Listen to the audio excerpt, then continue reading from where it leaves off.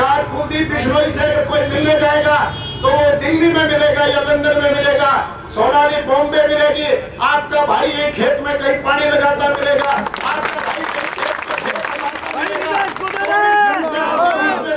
बोल रहे हैं दुष्यंत और डॉक्टर अजय सिंह चौटाला जी आदमपुर से चुनाव लड़ रहे हैं। हमें इतनी मेहनत करनी है कि हम इस सीट को ऐतिहासिक तौर पर जीतने का काम करें और डरिए ना। सर नमस्कार। हाँ जी। हमारी जो टीम है आज पहुंची है आदमपुर हलके के अंदर। जेजेपी प्रत्याशी रमेश कुदारा जी ने आज अपने ऑफिस का उद्घाटन किया है और उद्घाटन के दौरान आज दुष्यंत चौटाला जी भी हमारे बीच यहाँ पहुंचे थे। उन्होंने ही बोला कि ऑफिस का उद्घाटन कम जनसभा ज़्यादा लग रही है ये। तो आइए चलते हैं रमेश जी की तरफ और पूछते हैं कि उनसे कि आज का एक्सपीरियंस उनका कैसा रहा। मैं सर्वप्रथम तो बिग न्यूज़ का धन्यवाद करना चाहूँगा। आज थोड़े से नोटिस के ऊपर हम चुनाव कार्यालय का शुभारंभ करने के लिए दुष्यंत चौटाला जी आए थे और कार्यकर्ताओं की मीटिंग थी। मीटिंग ने जनसभा का रूप धारण कर लिया। ये इस बात की और इंगित करती है कि हल्का बदलाव चाहता है। सर बहुत कम टाइम मिला है आपको प्रचार के लिए, कर पाओगे इतने कम टाइम में? मैं ज़मीन से जुड़ा हुआ आदमी, मैं यहाँ से जिला परिषद का मेंबर रहा हूँ, निरंतर रूप से लोगों के बीच में रहता हूँ। प्रचार की तो उनको ज़रूरत है जो पैराटूपर्स है, मुझे प्रचार की ज़रूरत नहीं। बच्चा बच्चा मेरा प्रचार करेगा, हर आदमी मेरा जानता है। मैं आज भी बड़ी शपथ उठा के कहता हूँ कि पूरे जीवन ईमानदारी से राजनीति करी। मैं बचपन काल से राजनीति में लगा था। 87-88 में गांव का सरपंच बना, जिला परिषद का मेंबर बना 93-4 में, और मेरा गांव बिल्कुल बंजर भूमि हुआ करती थी। उस गांव को पूर्ण रूप से सिंचित करवाने का काम किया और मैं चाहता हूं जाखोद खेड़ा की तरह का सिंचित क्षेत्र सारा का सारा इलाका बने। अगर इलाके के लोगों ने मुझे जिम्मेवारी सौंपने का काम किया तो ये सौंपन भी मैं पूरा करके दिखाऊंगा। पानी की समस्या दिख रही है आदमपुर के अंदर। यस। क्या मास्टर प्लान है आपको इसको दूर करने के लिए? पानी की समस्या का समाधान किया जा सकता है।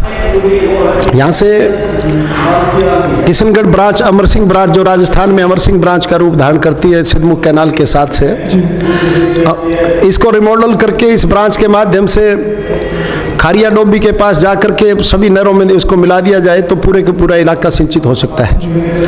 और किशनगढ़ ब्रांच के अंदर बहुत से फाल है, इसको पीछे से काजल हेड के पास से रिमॉडल करते हुए फाल अगर खत्म कर दिया जाए तो कंट्रोल लेवल अलाउ करता है और पूरे के पूरे इलाका सिंचित हो सकता है। तो हमारी सरकार बने तो हम निश्चित तौर पर यह काम करने का प्रयास करेंगे। दुष्यंत चौटाला जी, तो भाजपा सरकार की मंशा नहीं है इसको ठीक करने की?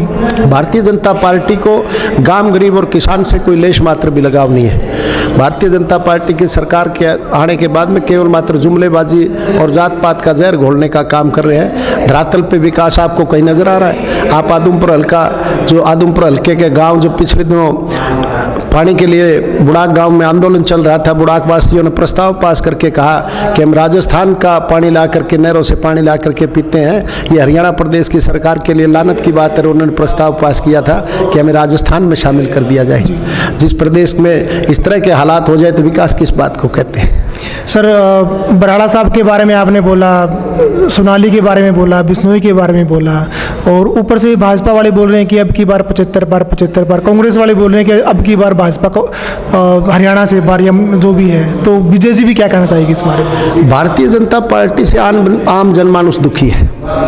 आज मोटर व्हीकल एक्ट की बात लो, मोटर व्हीकल एक्ट में अगर किसान ट्रॉली जोड़ करके अपना खेत से अनाज लाएगा तो उसको ड्राइविंग करने वाले के पास हैवी लाइसेंस की ज़रूरत है, और हैवी लाइसेंस के लिए मैट्रिक पास होना अनिवार्य है और 7 साल का लाइट लाइसेंस का एक्सपीरियंस होना ज़रूरी है। और उसके लिए ट्रेनिंग के लिए आज भी रोडवेज में 3 साल की वेटिंग है। कृषि का काम करने वाला व्यक्ति, वो जो वही व्यक्ति कृषि का काम कर रहा है आजकल ज़्यादातर लोग, और ट्रैक्टर वही लोग चला रहे हैं जो शिक्षा में आगे नहीं बढ़ पाते, मिडिल में, प्राइमरी में अपनी शिक्षा छोड़ करके खेत का काम करने लग जाते हैं। और रही बात ट्राली का इंश्योरेंस अलग, ट्रैक्टर का इंश्योरेंस अलग है। जब 1977 में चौधरी देवीलाल जी ने ट्रैक्टर को किसान का गड्ढा डिक्लेयर करने का काम किया था, उस दिन के बाद किसान ने कभी रजिस्ट्रेशन संभालने का काम भी नहीं किया। और 15 साल के लिए बनती है, 15 साल के बाद में उसकी ट्रैक्टर की दोबारा पासिंग करवानी पड़ेगी।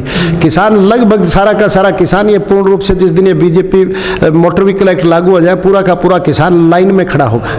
कुलदीप बिश्नोई का काफ़ी विरोध देखा गया है लास्ट टाइम पे लोकसभा चुनाव के अंदर भी, और अब क्या लग रहा है, कुछ माहौल बना है उनके खिलाफ या क्या रहेगा उनका? कुलदीप बिश्नोई पॉलिटिकल आदमी नहीं है। वो बाय डिफ़ॉल्ट पॉलिटिक्स में कोई भगवान पॉलिटिशियन के घर पैदा हो जाए वो पॉलिटिशियन होना कोई ज़रूरी नहीं है। कुलदीप चौधरी भजन लाल जी के राजनीतिक काल में चौधरी भजन लाल ने अपनी राजनीति को आगे बढ़ाने के लिए चंद्रमोहन को आगे किया था। वो दाएं बदाएं किसी षड्यंत्र के तहत लगा लो, चाहे पारिवारिक कुलदीप का ही षड्यंत्र लगा लो, वो राजनीति से आउट हो गए। कुलदीप बिश्नोई 91 to 96 जब भजन लाल जी प्रदेश के मुख्यमंत्री थे, वो सीखने का समय था, उस समय कुछ करने का समय था। वो एक दिन भी जनता के बीच में नहीं आए और मुझे ज्ञात है, मैं उनके साथ हुआ करता था उस समय। जब कुलदीप बिश्नोई अपनी कोठी पे आते थे, उससे पहले पुलिस लग जाती थी, जैसे राजा महाराजा की कोई लड़की आ रही है उसकी तरफ कोई निगाह ना डाल ले। जिस आदमी की कल्चर ये रही है वो आम जनता से जुड़ाव नहीं रख सकता। एक बात और कहना चाहूँगा, जो लोग बिसलरी की बोतल पानी के साथ लेके चले, गरीब हरिजन के घड़े का पानी ना पी सके, हम तो उस जमात के लोग हैं। अगर खेत के अंदर वाटर कोर्स में पानी चल रहा, हम तो अपने हाथ से पानी पीने का काम कर लेंगे। कुलदीप बिश्नोई किसी गरीब हरिजन के, किसी दलित के, दमित के, शोषित के घर के अंदर पानी पी के दिखा दे।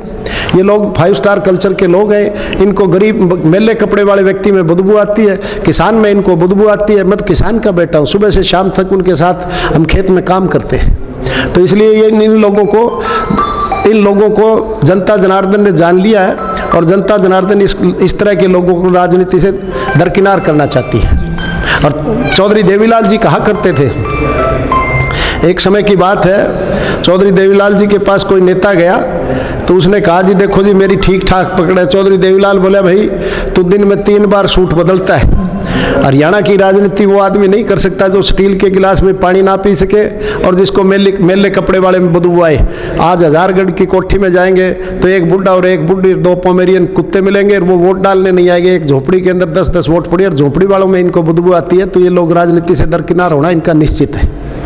सर, पानी के अलावा और क्या मुद्दे हैं जो आपको लगता है कि आदमपुर में होना चाहिए सब कुछ? आज भारतीय जनता पार्टी की सरकार में जो महिला कॉलेज बनना था बालसमंद के अंदर, आज की जो भारतीय जनता पार्टी की प्रत्याशी है उसने अपने मामा के साथ मिलकर के उस जमीन पे कब्जा किया हुआ है।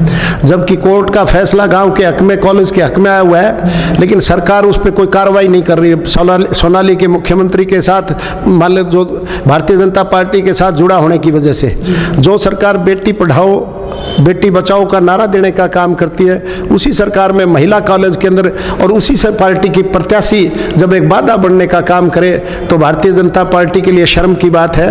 और रही बात हमारी सरकार बनी तो जब इरिगेशन सुधार होता है तो इलाके का सर्वांगीण विकास संभव है।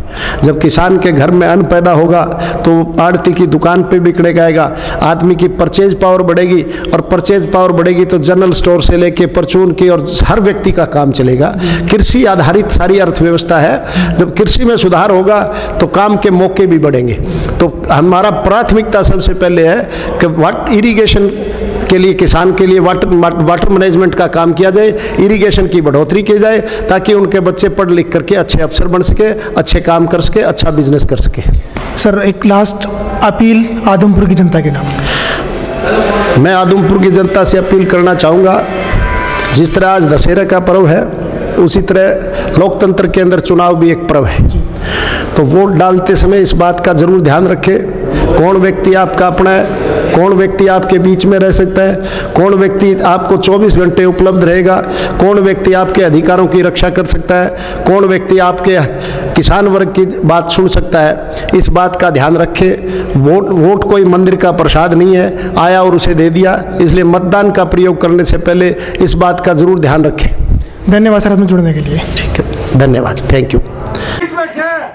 एक एक दिन, एक एक घंटा, एक एक पल हमें देना है सिर्फ और सिर्फ जननायक जनता पार्टी और भाई दुष्यंत के लिए देना है। अगला बचा हुआ टाइम, जितना समय बचा है, सोते जागते बैठते हमारी आय की आवाज आनी चाहिए। जननायक जनता पार्टी और भाई दुष्यंत चौटाला, जो आप वोट भाई रमेश जाखोद को देने जा रहे हैं, वो आपका एक एक वोट दुष्यंत जी को ताकत देगा। और दुष्यंत जी एक ऐसे नेता और सच्ची नियत और नीति के आदमी है जिसे दूसरा देवीलाल दिखाया जाता है। मेरे दोस्तों, अगर गलती खा गए आप लोग, 21 तारीख को गलती कर दी तो बहुत बड़ा घाटा पूरा हरियाणा को पड़ जाएगा। ऐसा साफ नियत साफ छवि का नेता दुष्यंत जैसा कोई हो तो बेशक वोट मार कर देना। आप साफ छवि के नेता को छोड़ करके आप अपना वोट दोगे तो आप सबसे बड़े गुनाहगार हैं। इसलिए एक एक वोट जननायक जनता पार्टी और चाबी का निशान और दुष्यंत की फोटो देख करके डालना। धन्यवाद। जय हिंद।